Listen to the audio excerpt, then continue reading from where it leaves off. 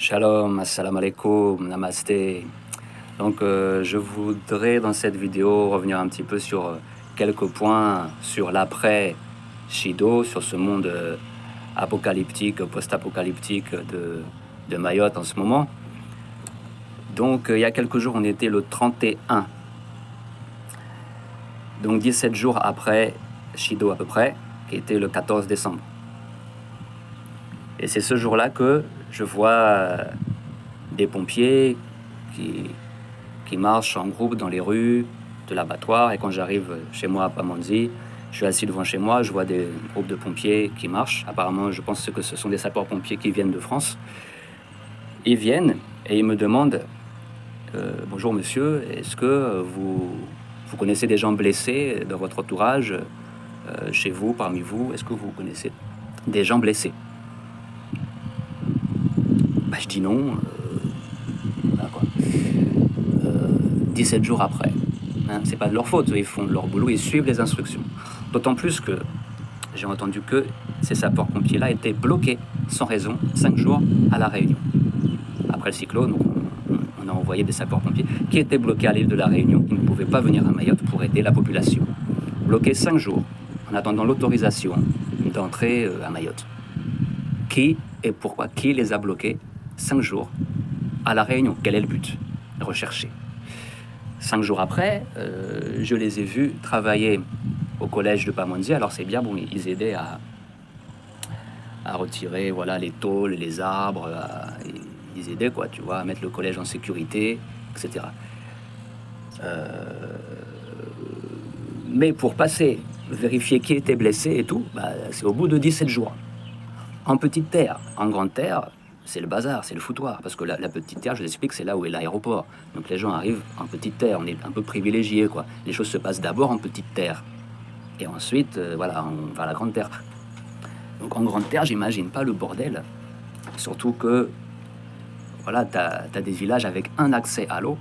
Les gens font des kilomètres pour aller chercher de l'eau. Dans certains endroits, c'est rétabli, mais pas partout. J'ai constaté beaucoup de gens qui n'ont toujours pas accès à la nourriture et à l'eau distribuée, censée être distribuée par le gouvernement français. Et ces gens-là sont à la fois avec et sans papier, voilà, pour préciser. À ceux qui disent qu'ils s'en foutent que les sans-papiers n'aient pas accès à la nourriture. Sauf que si les sans-papiers n'ont pas accès à la nourriture, Bob Marley a chanté « Un peuple qui a faim est un peuple en colère ». Donc attendez-vous à plus de violence. Alors en parlant de violence, pour finir sur une petite touche d'humour, en grande terre, il y a des singes, des lémuriens, qui sont affamés, parce qu'il n'y a plus d'arbres. Ils sont sans abri et affamés eux aussi. Et bien les lémuriens, les petits singes, hein, ils rentrent dans les maisons pour s'abriter, pour choper à bouffer, et ils se battent avec les gens, avec les humains, pour la bouffe. Voilà. Donc en plus des soucis des sans-abri et affamés humains, nous avons des sans-abri et affamés singes. Voilà. Comme d'habitude, je parle de la réalité. Connaissant le tempérament de ces insulaires des îles qui sont susceptibles à un point... Wouh! Ah, les Mahorais, ou même les Comoriens ou Malgaches, hein, vous êtes comme ça, les gens. Hein. Ah là là, dès qu'on parle de la réalité de chez vous, tu nous aimes pas. Non, je vous dis la réalité. Voilà, je vois pas qu'est-ce que j'ai dit de mal ou de quoi. Mais en tout cas, si vous êtes d'accord ou pas d'accord avec moi, je sais pas si vous avez d'autres choses à dire, parce que moi, je peux pas tout dire. Il y a tellement de choses à dire. Dans chaque vidéo, j'exprime quelques petits trucs que je vois. Je peux pas penser à tout dire et je connais pas tout non plus. Donc, rajoutez dans les commentaires, voilà, des anecdotes, des choses que vous connaissez, que vous avez entendues ou que vous avez vues, parce que je connais pas tout non plus. Voilà quoi. Bon, si vous voulez m'insulter, insultez-moi aussi, parce que je suis habitué hein, depuis longtemps. Hein, à Mayotte, là, vous aimez bien. Vous vous sentez insulté et vous insultez. Insultons-nous les uns les autres dans la joie et la bonne humeur. Voilà. Et surtout, tenons-nous informés les uns les autres. Hein, pour les plus civilisés d'entre vous, on va se tenir informés de ce qui se passe. Encore une fois, ça c'est pas contre les militaires ou les pompiers, c'est pas leur faute. Leur faute, c'est l'organisation. L'organisation. Vous savez qu'en parlant d'organisation, il y a autre chose à dire aussi, qui me revient là, parce que vous savez, il y a toujours des nouveaux trucs qui viennent à l'esprit, parce qu'il y a tellement de choses qui se passent. Il y a des avions de rapatriement qui sont partis avec 4 personnes. 4. Il y a des gens, on les appelle pour aller prendre l'avion. Arrivés à l'aéroport, ils sont pas sur la liste, on les fait pas rentrer dans l'avion. Voilà, c'est une organisation de merde. Bon, c'est fini les rapatriements maintenant, mais c'était le bordel. C'était vraiment le bordel. T'as des avions partis avec 2, 3, 4 personnes. Avec un tas de gens qui attendent sans abri. Parce que c'est des gens qui ont perdu leur maison aussi. Parce qu'il y a tout le monde qui a perdu. Il y a autant des blancs que des noirs là-dedans, quoi, vous savez. Tout le monde a perdu des maisons là-dedans. Hein. Donc, tu avais des Français de souche. Parce que les Mahorais ne sont pas Français de souche, ça on le sait. Ah, ils sont comoriens, les Mahorais. Ah, ça y est, je vais me faire insulter là. Ah, ça y est, allez-y, allez-y. Insultez-moi. Bon. Ce que je veux dire, voilà. Que ces mêmes Français de souche là, ils attendaient sans abri à l'aéroport, dehors, sachant le climat de violence à Mayotte. Sans abri à l'aéroport comme ça, toute la nuit, une journée, toute la nuit, attendre qu'il y a un avion qui veuille bien les prendre, et des avions qui partaient, voilà. Bravo l'humanité, bravo l'humanisme, voilà, du gouvernement, de la préfecture. D'ailleurs, la Cour des comptes demande des factures à la préfecture de Mayotte. Hein. Ouais. Ouais. Ils avaient reçu un prix à la préfecture de Mayotte. Rasta président leur avait donné un prix. Si vous vous rappelez, pendant la dictature sanitaire, ça leur a plu, ça leur a fait passer le temps là. À tous ces gens-là, la dictature sanitaire, ça c'était un beau bordel aussi, ça. Hein, mais là, c'est encore plus le bordel. Encore plus le bordel. Donc voilà un petit peu. Je voulais juste partager ces quelques pensées avec vous.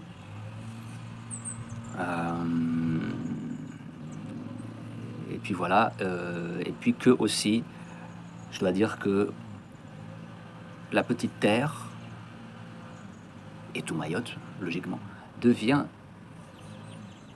ressemble à une décharge, de plus en plus une décharge. Alors, je vous avais montré des images, mais là, ce que j'ai vu dernièrement, c'est pire, il y a plus de décharges, plus, ça fait comme une grande décharge. Toutes les rues sont des décharges, en fait. Toutes les rues, décharges.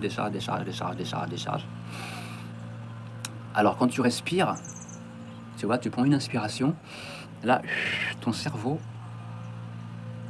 ton inconscient, ton subconscient, ton conscient, te fait la liste de toutes les odeurs qu'il y a. Du poisson pourri, de la merde, de la pisse, du cadavre. Oh, là, c'est le cadavre de chat, c'est le cadavre d'être humain, cadavre de... Voilà, il y a toutes les sortes de cadavres, de poubelles, de... tout. Il y a... Voilà.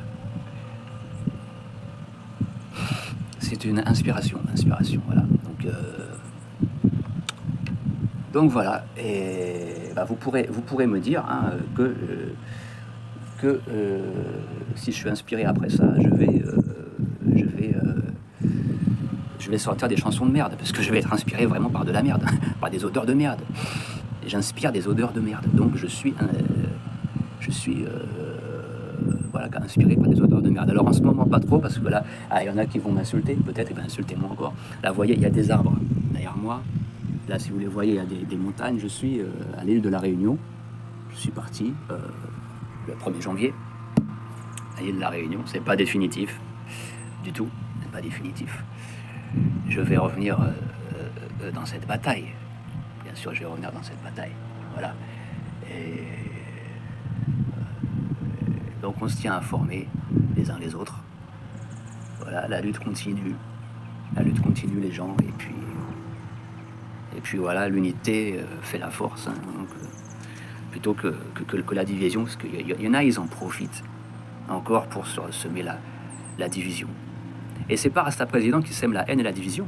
Non. C'est les gens là dont je vais pas citer le nom là, qui sont là toujours en train de cracher sur les Anjouanais, les Comoriens, tout ça, comme si eux-mêmes n'étaient pas Comoriens, tu vois. comme s'ils n'étaient pas africains. C'est ce que je veux dire. Alors qu'eux-mêmes, ces gens-là, ils baissent des Comoriennes, ils baissent des Anjouanaises.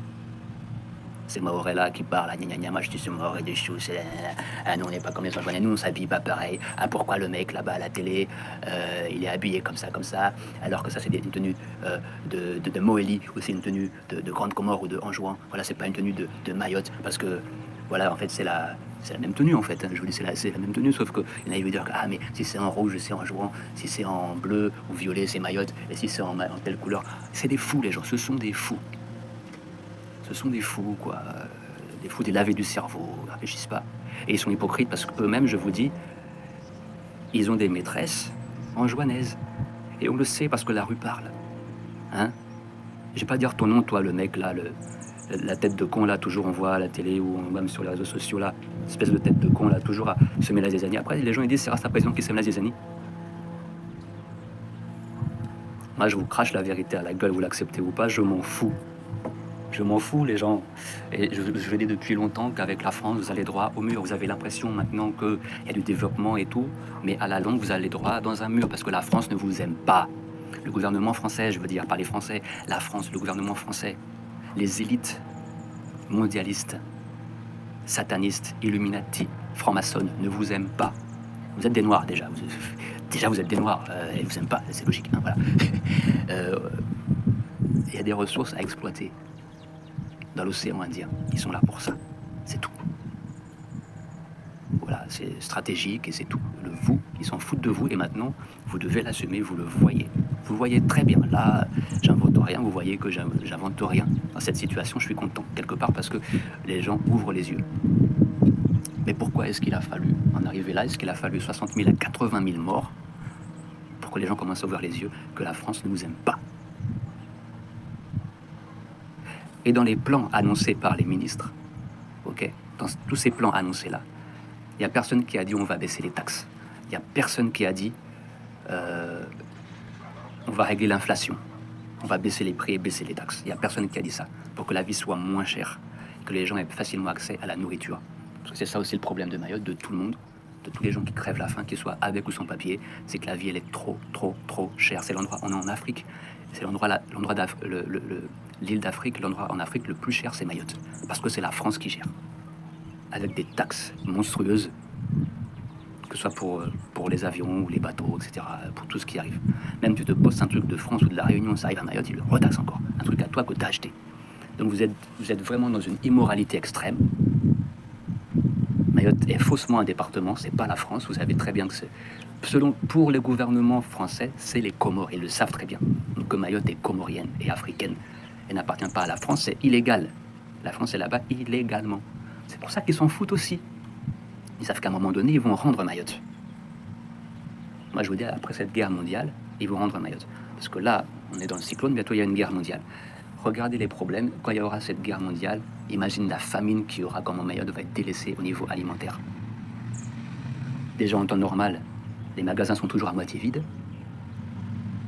Tu vas chercher un pack d'eau dans un magasin, un grand magasin, une grande surface, c'est même pas sûr de revenir avec un pack d'eau ou juste une bouteille d'eau, parce qu'il n'y en a pas. Tu vois pas ça à La Réunion, tu vois pas ça en France, tu vois ça que à Mayotte, mec. Tu vas dans un carrefour, par exemple, un carrefour. Tu veux une bouteille d'eau, tu trouves pas. Tu trouves pas. Voilà, ça c'est Mayotte. Voilà pour vous dire, on est mal desservi en nourriture déjà. Donc en temps de guerre, imagine. Donc les gars des îles, vous qui ne voyez pas plus loin que le bout de votre nez, je dis de toutes les îles, hein, mais voilà, Mayotte compris, pensez un petit peu à ça. Quand moi je parle de tout ça. Je parle en prévoyance de cause. J'avais pas prévu le cyclone. Mais attention, cette guerre qui arrive, là, tout le monde va souffrir. Et là, vous allez devenir tous cannibales. Voilà quoi, il se peut que vous le devenez maintenant même. Dans l'après-cyclone. Il se peut qu'on voit du cannibalisme. Voilà. Et bonne chance à tous ceux qui se battent avec des singes. Et avec les Dakwan. Bonne chance à vous, voilà quoi. Bon, au moins, les singes, peut-être ça peut se manger. Hein. Le Dakwan, voilà. Mais bientôt. Bientôt. Bientôt. Voilà quoi. Allez, à très bientôt. Bon apocalypse à tous et à toutes. Ciao. Kwaherini.